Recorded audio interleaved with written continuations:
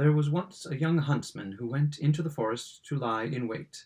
He had a fresh and joyous heart, and as he was going thither, whistling upon a leaf, an ugly old crone came up, who spoke to him and said, "Good day, dear huntsman. Truly you are merry and contented, but I am suffering from hunger and thirst. Do give me an alms." The huntsman had compassion on the poor old creature, felt in his pocket, and gave her what he could afford. He was then about to go further, but the old woman stopped him and said, "Listen, dear huntsman, to what I tell you. I will make you a present in return for your kindness. Go on your way now, but in a little while you will come to a tree, whereupon 9 birds are sitting, which have a cloak in their claws, and are plucking at it. Take your gun, and shoot into the midst of them. They will let the cloak fall down to you, but one of the birds will be hurt, and will drop down dead. Carry away the cloak. It is a wishing cloak.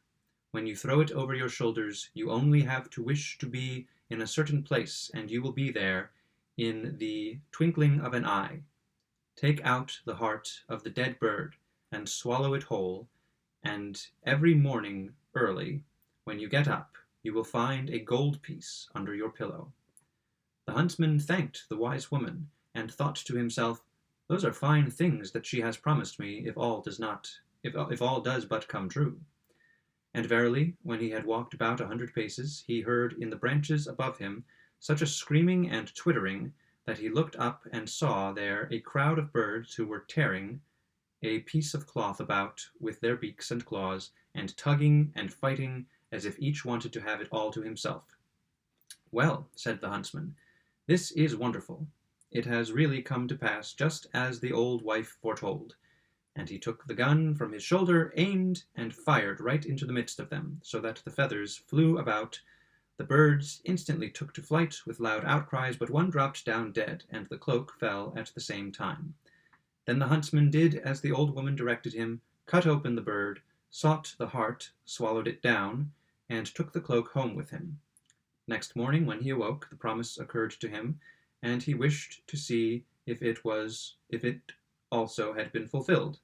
Then he lifted up the pillow. When he lifted up the pillow, the gold piece shone in his eyes. The next day he found another, and so it went on every time he got up. He gathered together a heap of gold, but at last he thought, "Of what use is all my gold to me if I stay at home?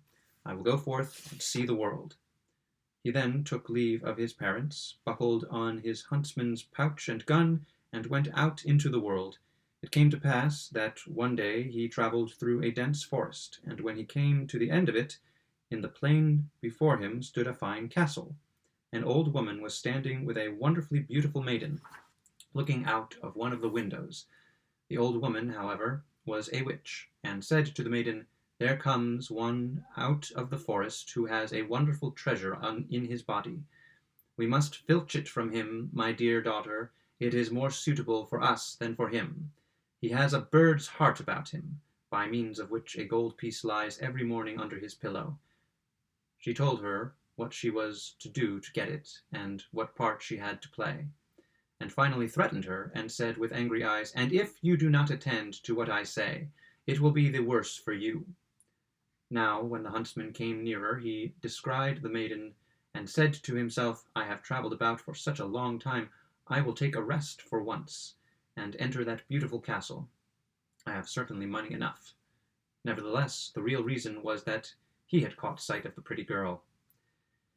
He entered the house, and was well received and courteously entertained. Before long he was so much in love with the young witch that he no longer thought of anything else, and only saw things as she saw them, and did what she desired. The old woman then said, "Now we must have the bird's heart.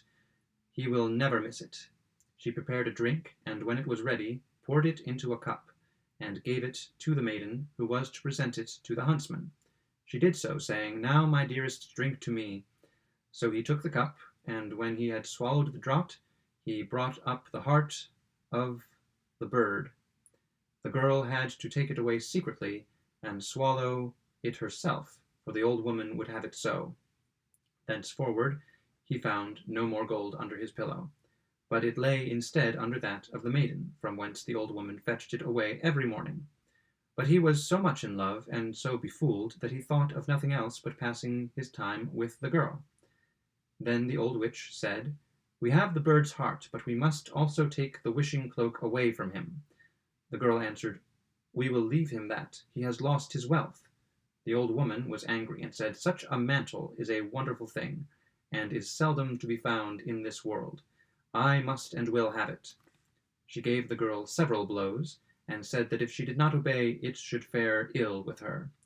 So she did the old woman's bidding, placed herself at the window, and looked on the distant country, as if she were very sorrowful. The huntsman asked, "Why dost thou stand there so sorrowfully?"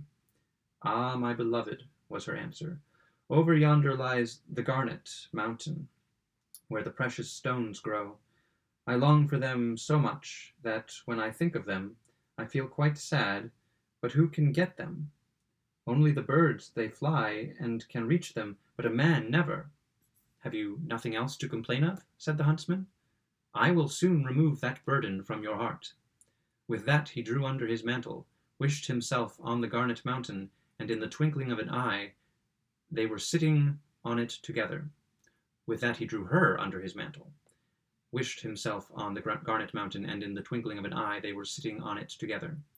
Precious stones were glistening on every side, so that it was a joy to see them, and together they gathered the finest and costliest of them. Now the old woman had, through her sorceries, contrived that the eyes of the huntsman should become heavy. He said to the maiden, "We will sit down and rest a while. I am so tired that I can no longer stand on my feet." Then they sat down, and he laid his head in her lap and fell asleep. When he was asleep, she unfastened the mantle from his shoulders and wrapped herself in it, picked up the garnets and stones, and wished herself back at home with them. But when the huntsman had had his sleep out and awoke, and perceived that his sweetheart had betrayed him, and left him alone on the wild mountain, he said, "Oh, what treachery there is in the world!" and sat down there in care and sorrow, not knowing what to do. But the mountain belonged to some wild and monstrous giants who dwelt thereon, and lived their lives there. And he had not sat long before he saw 3 of them coming towards him. So he lay down as if he were sunk in a deep sleep. Then the giants came up, and the first kicked him with his foot, and said, "What sort of an earthworm is lying curled up here?" The second said, "Step upon him and kill him." But the third said, "That would indeed be worth your while. Just let him live. He cannot remain here.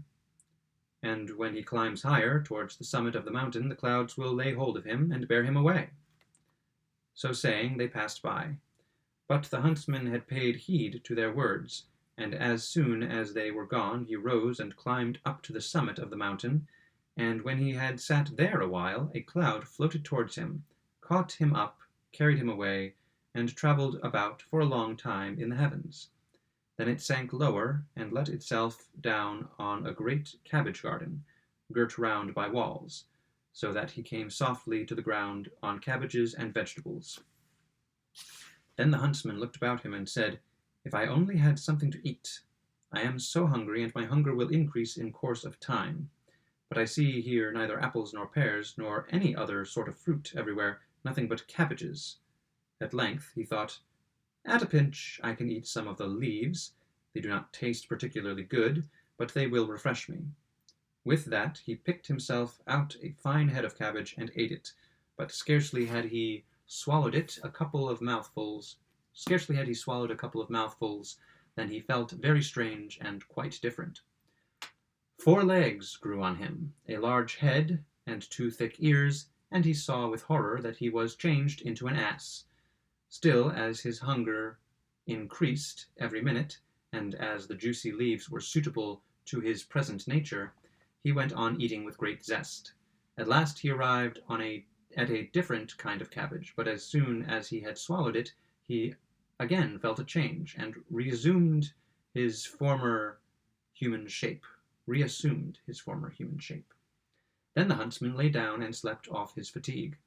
When he awoke next morning, he broke off 1 head of the bad cabbages, and another of the good ones, and thought to himself, "This shall help me to get my own again, and to punish treachery." Then he took the cabbages with him, climbed over the wall, and went forth to seek for the castle of his sweetheart. After wandering about for a couple of days, he was lucky enough to find it again. He dyed his face brown, so that his own mother would not have known him, and begged for shelter. "I am so tired," said he, "that I can go no further." The witch asked, "Who are you, countryman, and what is your business?" "I am a king's messenger, and was sent out to seek the most delicious salad which grows beneath the sun. I have even been so fortunate as to find it, and am carrying it about with me, but the heat of the sun is so intense that the delicate cabbage threatens to wither, and I do not know if I can carry it any further." When the old woman heard of the exquisite salad, she was greedy, and said, "Dear countryman, let me just taste this wonderful salad." "Why not?" answered he. "I have brought 2 heads with me, and will give you one of them." And he opened his pouch and handed her the bad cabbage. The witch suspected nothing amiss, and her mouth watered so for this new dish that she herself went into the kitchen and dressed it. When it was prepared, she could not wait until it was set on the table, but took a couple of leaves at once and put them in her mouth. But hardly had she swallowed them than she was deprived of her human shape, and she ran out into the courtyard in the form of an ass. Presently the maidservant entered the kitchen, saw the salad standing there ready prepared, and was about to carry it up, but on the way, according to habit, she was seized by the desire to taste, and she ate a couple of leaves. Instantly the magic power showed itself, and she likewise became an ass, and ran out into the old woman, and the dish of salad fell to the ground. Meantime the messenger sat beside the beautiful girl, and as no one came with the salad, and she also was longing for it, she said, "I don't know what has become of the salad."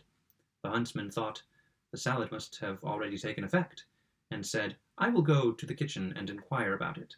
As he went down, he saw the 2 asses running about in the courtyard. The salad, however, was lying on the ground.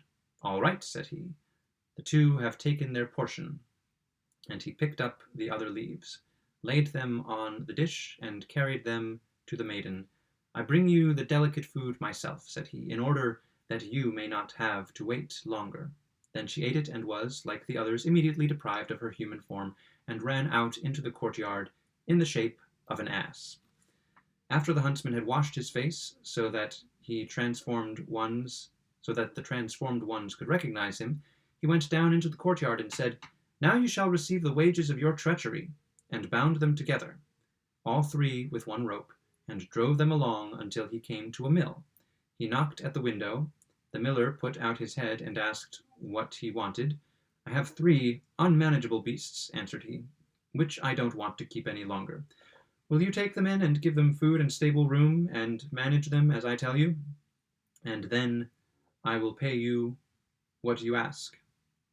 The miller said, "Why not? But how am I to manage them?" The huntsman then said that he was to give 3 beatings and 1 meal daily to the old donkey, and that was the witch, 1 beating and 3 meals to the younger one, which was the servant girl, and to the youngest, which was the maiden, no beatings and 3 meals, for he could not bring himself to have the maiden beaten. After that he went back into the castle, and found therein everything he needed. After a couple of days the miller came and said he must inform him that the old ass, which had received 3 beatings and only 1 meal daily, was dead. The 2 others, he continued, are certainly not dead. They are fed 3 times daily, but they are so sad that they cannot last much longer. The huntsman was moved to pity, put away his anger, and told the miller to drive them back again to him. And when they came, he gave them some of the good salad, so that they became human again. The beautiful girl fell on her knees before him and said, "Ah, my beloved, forgive me for the evil I have done you. My mother drove me to it. It was done against my will, for I love you dearly. Your wishing cloak hangs in a cupboard, and as for the bird's heart, I will take a vomiting potion." But he thought otherwise, and said, "Keep it. It is all the same, for I will take you for my true wife." So the wedding was celebrated, and they lived happily together until their death.